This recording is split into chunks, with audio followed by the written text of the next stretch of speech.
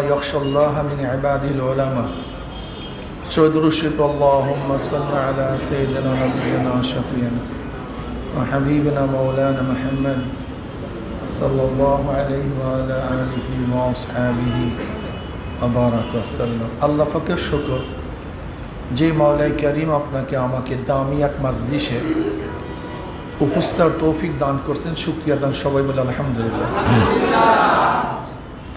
উলামা মাশায়েখ আল্লাহ পরিষদ ঢাকা মহানগর দক্ষিণ কর্তৃক আয়োজিত আজকের সম্মেলন উলামায়ে কেরামের নেতৃত্ব প্রতিষ্ঠিত করতে হবে। উলামায়ে কেরামের নেতৃত্ব প্রতিষ্ঠিত হওয়ার আগ পর্যন্ত দেশের সাম্য, মানবিক মর্যাদা এবং ন্যায় বিচার প্রতিষ্ঠিত হবে না। আপনারা জানেন এদেশ স্বাধীন হয়েছিল তিনটা স্লোগানের ভিত্তিতে: সাম্য, মানবিক মর্যাদা, সামাজিক ন্যায় বিচার। আমাদের প্রত্যেকের মাথায় রাখতে হবে গণতন্ত্রবাদ, সমাজতন্ত্রবাদ, ধর্মনিরপেক্ষবাদ, জাতীয়তাবাদের ভিত্তিতে এদের স্বাধীন হয় নাই, বরং এই চার স্থাপনা সৃষ্টি হয়েছে ৭২ সংবিধানে। কিন্তু স্বাধীনতার ভিত্তি ছিল সাম্য, মানবিক মর্যাদা, সামাজিক ন্যায় বিচার। যাদের মধ্যে সাম্যতা নাই তারা সাম্যতা সৃষ্টি করতে পারে না। উলামায়ে কেরামের মধ্যে সাম্যতা আছে, কাজে তারাই সমাজের মধ্যে সাম্যতা সৃষ্টি করতে পারে। যেমন আমরা ৫ ওয়াক্ত নামাজের মধ্যে সাম্যতা শিক্ষা দেই, সাম্যতার বাস্তব নমুনা দেখাই। কেমন? মসজিদের মধ্যে যখন ঢুকি তখন সবাই সমান। যদি মালিক পিছনে থাকে, গোলাম সামনে থাকে, তাহলে মালিকের অধিকার নাই তুমি পিছনে আসো আমি সামনে যাব, এখানে সবাই সমান। এই বাস্তব নমুনা গোটা দুনিয়ার সাম্যবাদীরা দেখাতে পারে নাই, ইসলাম মুসলমান দেখিয়েছে। সাম্য কেমন? যদি গোলাম জাত গোলাম ফকিরও শরঈ দৃষ্টিতে ইমামতি করার যোগ্য হয়, তার ইমামতিতে আমাদের কোনো অসুবিধা হয় না।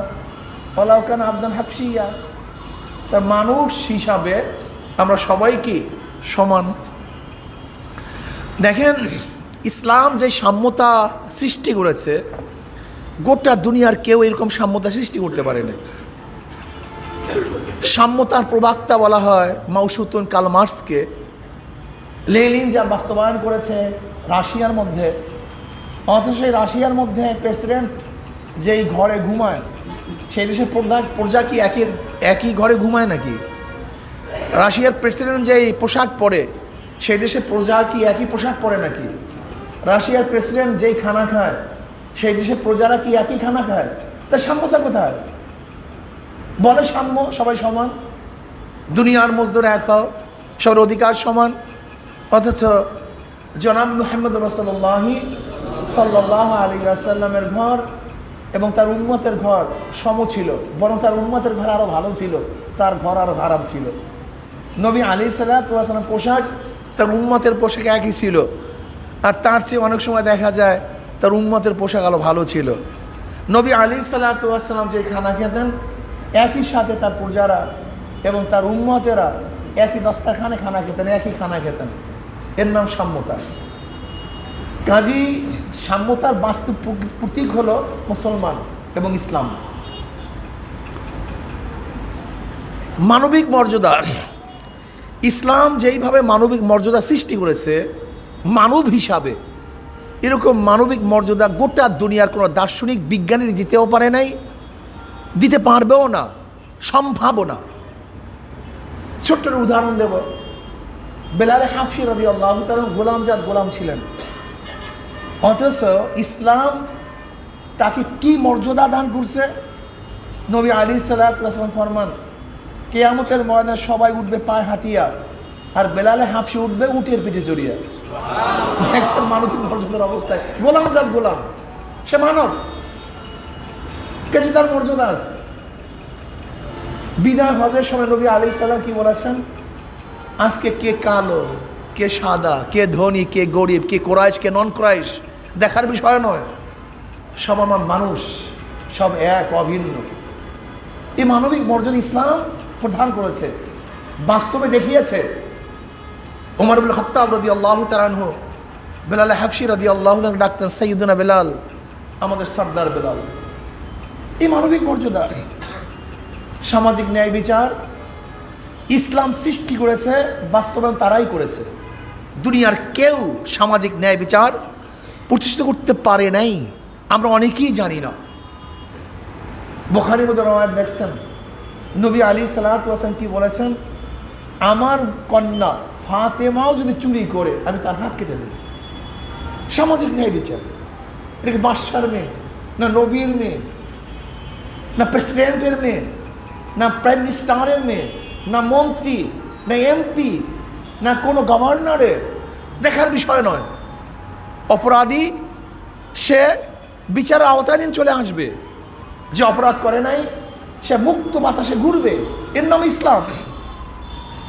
আসলে ইসলাম আমরা বুঝিও নাই, বুঝাতেও পারি নাই, না নিজে বুঝছি না বুঝাতে পারছি।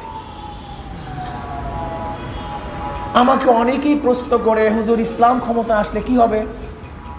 আমি বললাম, ভাই এক কথায় বলবো না বিস্তারিতভাবে বলবো? অনেকেই বলে, হুজুর এক কথায় বললে তো ভালোই হয়। আমি বলে, দেখেন, ইসলাম ক্ষমতায় আসলে এখন যে উন্নয়ন হয় তার চেয়ে 70 গুণ উন্নয়ন বেড়ে যাবে। কত গুণ? এখন যদি রাস্তা হয় 30টা, তখন আরো হবে 70টা। তা 30 আর 70 100। তো এখন যদি রাস্তা হয় 30, তখন রাস্তা হবে আরো 70। তাই মোট কত? তো বলেন তো উন্নয়নের অবস্থাটা কি? হুজুর কিভাবে সম্ভব? কিভাবে? বর্তমান 100 টাকায় 70 টাকা চুরি হয়। ইসলাম ক্ষমতা আসলে 1 টাকাও চুরি হবে না। সহজ কথা, একেবারে সহজ। বুঝেন না কেন আপনারা? বর্তমানে 100 টাকায় কত টাকা চুরি হয়? আর ইসলাম ক্ষমতায় আসলে তা উন্নয়ন হবে কি পার্সেন্ট? সহজ কথা। এই কয়েকদিন আগে, মাত্র 2-3 দিন আগে বা 3-4 দিন আগে পরিকল্পনা মন্ত্রী কি বললেন? 100 টাকা বাজেট করি, গ্রামে পৌঁছে 10 টাকা। তার মানে আমি বলছিলাম 70 টাকা চুরি হয়, সে বলছে কত টাকা চুরি হয়? 90 টাকা চুরি হয়। এ তো যেগুলি প্রকল্প বাস্তবায়ন হয় তার অবস্থায়। অথচ প্রাইম মিনিস্টার কয়েকদিন আগে আফসোস করে বলেছিলেন, অনেক প্রকল্প টাকা নিয়ে গেছে কিন্তু প্রকল্পের কাছেও যায়নি, হয়ই নেই, একটা ইটও পড়ে নেই, শতভাগ চুরি হয়ে গেছে। আর ইসলাম ক্ষমতায় আসলে 1 টাকাও। তা উন্নয়ন কোন পর্যায়ে বুঝবে? চিন্তা করা যায়? আমরা বুঝিই না, আমরা বুঝিই না ইসলাম ক্ষমতা আসলে কি হবে, জানি না, বুঝতেই পারি না। আমরা সব সময় মনে করি যে ইসলাম মানি মাটির নিচের কথা বলবে, মাটির উপরের কথা বলবে না। এটা ভুল সিদ্ধান্ত। ইসলাম তো মাটির উপরের কথা বলার জন্য আসছে, মাটির নিচের কথা বলার জন্য আসছে। এর জন্য আমি ওলামায়ে কেরামকে বলবো, ওলামায়ে কেরাম সরদার দো আলম আলাইহিস সালাতু ওয়াস সালামের জীবনী পড়া উচিত, বোঝা উচিত, বাস্তবায়ন করা উচিত। শুধু পড়ছি জানছি কিন্তু বাস্তবায়ন করি নাই, করার চিন্তাও করি নাই। আমরা পড়ছি বিচার বিভাগ, লেকিন ওলামায়ে কেরাম বিচার করবে এই চিন্তা মাথার মধ্যে কোনোদিন আসে নাই। আমরা পড়ছি কিতাবুল বুয়ু, কিন্তু অর্থনৈতিক ক্ষেত্রে ওলামায়ে কেরাম ভূমিকা রাখবে এই চিন্তাও কোনোদিন করি নাই। আমরা কাজা তো পড়ছি, লেকিন সুপ্রিম কোর্ট হাইকোর্টের বিচারপতি আমরা হব এটা মাথায় আসে নাই। আমরা প্রশাসনের কি কাজ হাদিসের মধ্যে, ফিকার মধ্যে পড়ছি, পড়াইতেছি, কিন্তু আমি প্রাইম মিনিস্টার হব, প্রেসিডেন্ট হব এই চিন্তা আমার মাথার মধ্যে কোনোদিন আসে নাই। আমি পড়ছি গভর্নরদের কাজটা কি, লেকিন আমি নিজে গভর্নর হব এটা মাথার মধ্যে কোনোদিন ঢুকেই নাই। কারণটা কি? এর কারণ হলো ব্রিটিশ আপনার আমার মাথার মধ্যে ঢুকাইছে এই কাজ তোমার না, এই কাজ নাস্তিকদের, এই কাজ আমেরিকার, এই কাজ রাশিয়ার, এই কাজ চীনের, আর তোমাদের কাজ হলো মসজিদে মাদ্রাসায় থাকবা, আর সমাজের নেতৃত্ব প্রদান করবে চীনাওয়ালারা, আমেরিকাওয়ালারা, ভারতওয়ালারা, রাশিয়াওয়ালারা, আর মদিনাওয়ালারা তার গোলামি করবে। এটা মাথার মধ্যে ঢুকাইছে। আজকে একজন ওয়ার্ড কমিশনার, ওয়ার্ডের প্রধান, একজন ইউনিয়নের চেয়ারম্যান, ওই ইউনিয়নের প্রধান, একজন মেয়র, ওই সিটির প্রধান, একজন এমপি তার কনস্টিটিউশনের মধ্যে প্রধান, একজন প্রাইম মিনিস্টার দেশের প্রধান, অথচ আমার ওয়ার্ডের ফাঁসেক নেতৃত্ব দিবে আর আমি তাকিয়ে তাকিয়ে দেখব, এটা ঠিক হবে না। এই জন্য ওলামায়ে কেরামকে বলবো, আসুন মসজিদও আপনার নেতৃত্ব দেন, মসজিদের বাহিরে আপনাকেই নেতৃত্ব দিতে হবে। আমার নবী আলাইহিস সালাতু ওয়াস সালাম যেরকম মসজিদের ইমাম ছিলেন, মসজিদের বাহিরে তিনি ইমাম ছিলেন, আমাকেও মসজিদের ইমাম হতে হবে, ওই মসজিদের বাহিরে ইমাম আমাকেই হতে হবে। কাজে আল্লাহ আমাকে এবং আমাদের সবাইকে এই কাজগুলি করার তৌফিক দান করেন।